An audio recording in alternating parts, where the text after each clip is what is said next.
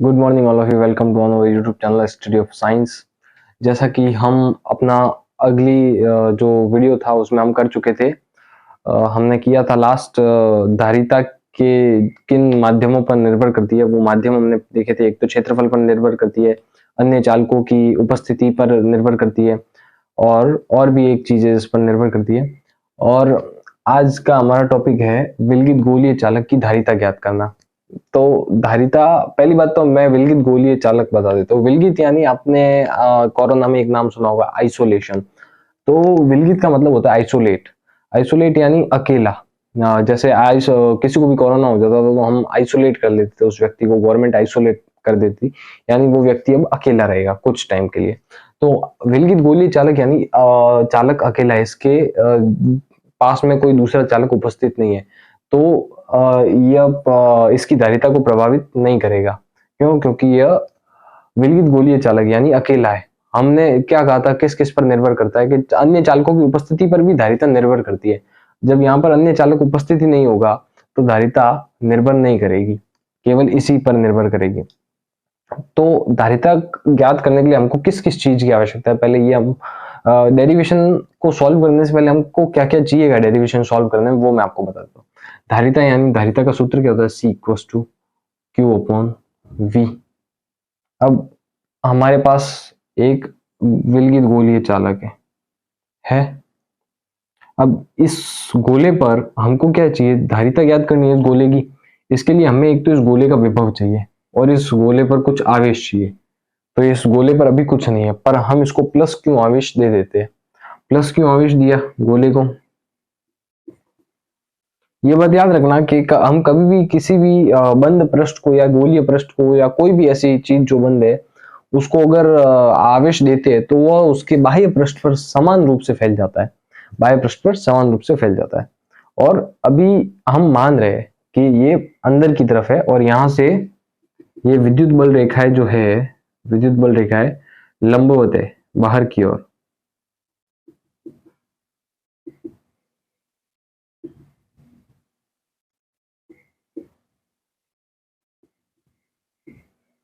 आपको मैं पहले ही बता चुका हूं कि जो विद्युत बल रेखाएं होती है वो के पृष्ठ के बाहर की ओर, लंबवत बाहर की ओर होती है। हमने प्लस क्यू आवेश दिया। अब इस आवेश के कारण इस बिंदु पर उत्पन्न विभव, हम जानते हैं किसी भी क्यू आवेश के कारण किसी दूसरे बिंदु पर उत्पन्न विभव क्या होता है, के क्यू अपॉन इनके बीच का डिस्टेंस। हम इनके बीच का डिस्टेंस आर मान लेते हैं। त्रिज्या क्या हुई, इस वो विलगित गोलीय चालक की त्रिज्या हो गई आर। तो के क्यू अपॉन आर, इसकी भी क्या हो जाएगी, के क्यू अपॉन आर विभव, के क्यू अपॉन आर। तो इस पूरे का जैसे ये यहां पर भी है तो के क्यू अपॉन आर, के क्यू अपॉन आर, यहां पर भी के क्यू अपॉन आर, यहां पर भी के क्यू अपॉन आर, यहां पर भी के क्यू अपॉन। आ गया हमारा, ये हमारा विलगित गोलीय चालक। हमको विभव भी मिल चुका है, हमको आवेश भी मिल चुका है। ये केवल मैंने आपको बताने के लिए किया था कि हमें क्या क्या चीज की जरूरत पड़ेगी, हमें किस किस चीज की जरूरत पड़ेगी ये धारिता निकालने के लिए। आपका मेन जो डेरिवेशन है उसका डायग्राम ये है कि ये आवेश है, इसके केंद्र पर है, इसके कारण कि परिधि पर जितने भी बिंदु उस पर विभव उत्पन्न हो रहा है और वो विभव है के क्यू अपॉन आर, के क्यू अपॉन आर, के क्यू अपॉन आर। और इस विलगित गोलीय चालक की जो त्रिज्या है वो है आर। आप एक बार ये डायग्राम बना लीजिए, हेडिंग लिख लीजिए, उसके बाद हम लिखते हैं लैंग्वेज। ओके,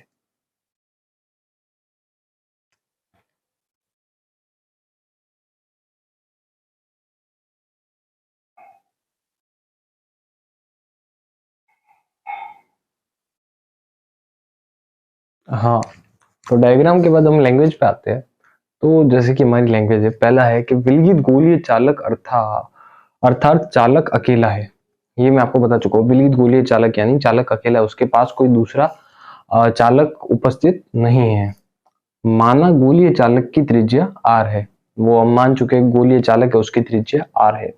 गोलीय चालक को प्लस क्यू आवेश देने पर यह आवेश उसके बाहरी पृष्ठ पर समान रूप से फैल जाता है। ये मैं आपको बता चुका हूँ कि किसी भी गोलीय चालक हुआ या कोई भी बंद चीज हुई जो पूरी तरह से खुली नहीं है, पूरी तरह से पैक है, कोई गोला ही हो गया जो पूरी तरह से पैक है, तो उसको हम आवेश देते हैं तो वो उसके बाहरी पृष्ठ पर समान रूप से फैल जाता है। पृष्ठ के प्रत्येक बिंदु पर विद्युत बल रेखाओं की दिशा लंबवत बाहर की ओर होती है। ये मैं आपको बता चुका हूँ, बाहर की ओर होती है, बट आपके डायग्राम में थोड़ी सी मैंने कमी रख दी है, वो आप देख लो यहाँ पे। ये डायग्राम है आपका, ये प्लस क्यों आवेश दिए हैं यहाँ पर, और यहाँ से हमने ये दिए विद्युत बल रेखा है, तो इनको यहां से बाहर की ओर लेना, जितनी भी खींची हमने, ये ये जितनी भी, इनको बाहर की तरफ लेके ये निशान दे देना, क्योंकि पृष्ठ के बाहर की ओर होती है। यहां से तो केवल हमें प्रतीत हो रही है, लेकिन जो रियल में विद्युत बल रेखाओं लंबवत होती है, वो ये जो पृष्ठ है उस पृष्ठ के लंबवत होती है, केंद्र से नहीं आती है। विद्युत बल प्रतीत होती है कि केंद्र से आ रही है, परंतु यह पृष्ठ के ही लंबवत होती है।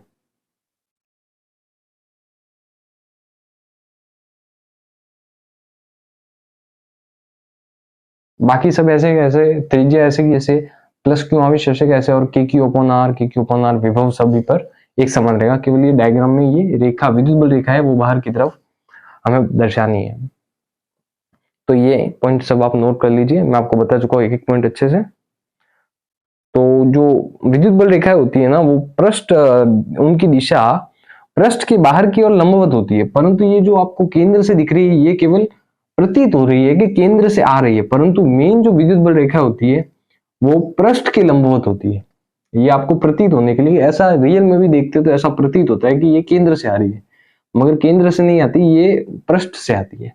तो आप नोट कर लीजिए सारे पॉइंट।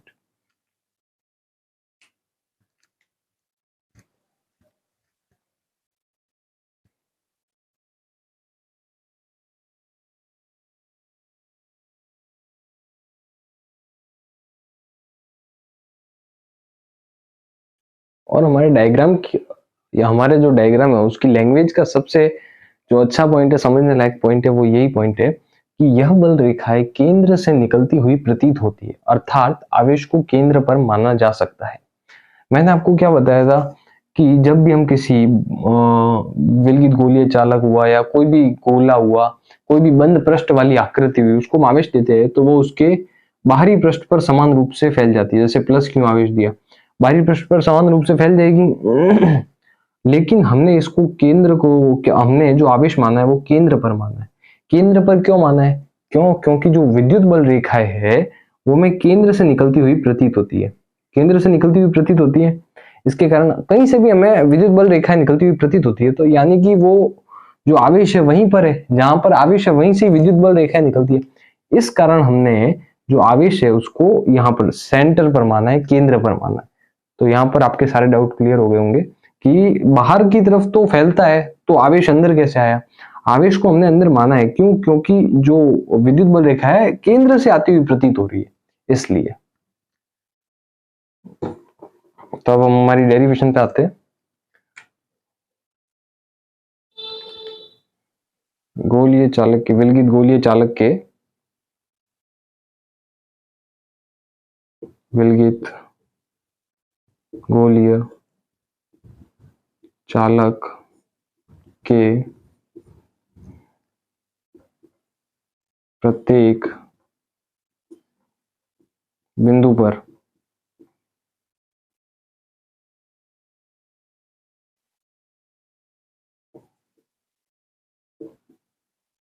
विभव का मान,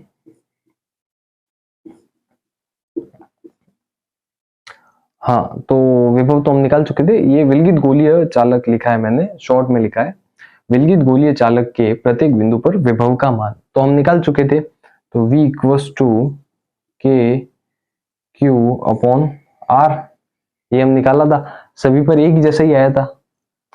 तो यहां से हम k की वैल्यू लिखेंगे। k की वैल्यू मैं पहले भी आपको बता चुका हूं कि 1/4 पाई एप्सिलॉन नॉट, ये होती है हमारे k की वैल्यू होती है। तो ये k की वैल्यू अगर हम इसमें पुट करते हैं तो आती है V equals to 1/4 pi epsilon naught Q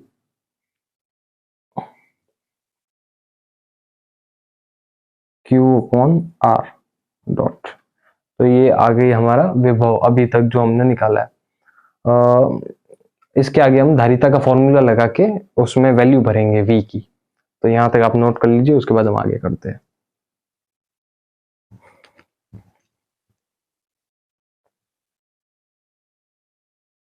इसमें हमने कुछ नहीं किया, केवल k की वैल्यू रखी है विभव के सूत्र में। k की जो जगह जो हमने k q अपॉन r है, वहां पर हमने k की जगह रखा है 1/4 पाई एप्सिलॉन नॉट।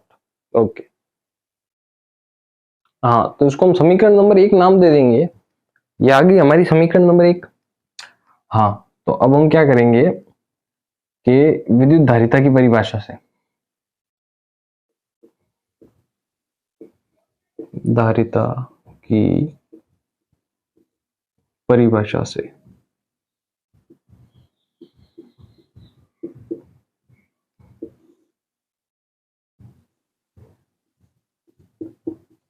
या फिर धारिता के सूत्र से। तो धारिता की परिभाषा से ही सूत्र निकलता है। तो हमारा सूत्र क्या हुआ, C equals to q upon V। आवेश और विभव के अनुपात को धारिता कहते हैं। तो यहां से हम इसको समीकरण नंबर 1 हमने नाम दे दिया और इसको हम समीकरण नंबर 2 नाम दे देंगे। तो यहां पर हम लिखेंगे समीकरण 1 व 2 से, फ्रॉम इक्वेशन 1 एंड 2। तो v की वैल्यू इसमें पुट करनी है, c equals to q upon 1/4 pi epsilon naught, और ये q अपॉन r ऐसे कैसे, डॉट q अपॉन r। आ गया। हम जानते हैं कि हम इसको पलटेंगे तो ये वाली वैल्यू जो नीचे है वो ऊपर चली जाएगी और ये वाली इसके नीचे ही रहेगी। इसको पलट देते हैं हम, c इक्वल्स टू q, नीचे वाली वैल्यू ये हम जानते हैं कि जैसे 4/2/2 है, तो इसको हम कैसे लिख सकते हैं, 4/2/3 लिख देते हो ताकि समझ में आएगा। 4/3/2 आ जाएगा। जो सबसे नीचे वाली वैल्यू उसको हम पलट देते तो ऊपर चली जाती है। ऐसे ऐसे ही करते, यहां पर भी ऐसा ही करेंगे। q अपॉन q, यहां पर तो 1 इंटू क्यू है, तो 1 इंटू क्यू क्यों नहीं होता है, इसको ऊपर भेज देंगे। तो यहां पर आ जाएगा 4 पाई एप्सिलॉन नॉट, और ये r आ गया, ये पाई है, और यहां पर हमारा क्यू से क्यू कट गया। तो फाइनली जो हमारा आंसर आया वो है c equals to 4 pi epsilon naught r। तो ये हमारा फाइनल आंसर है। जो हमारी विलगित गोलीय चालक की धारिता होगी c होगी, धारिता 4 पाई एप्सिलॉन नॉट r होगी। ये एप्सिलॉन नॉट जो है वो जो माध्यम हवा है उसका है, मतलब यहाँ नहीं कोई माध्यम उपस्थित नहीं है तो हवा है, तो उस माध्यम को डिनोट करने के लिए एप्सिलॉन नॉट लगा है। ओके, तो हमारी डेरिवेशन खत्म हो जाती है।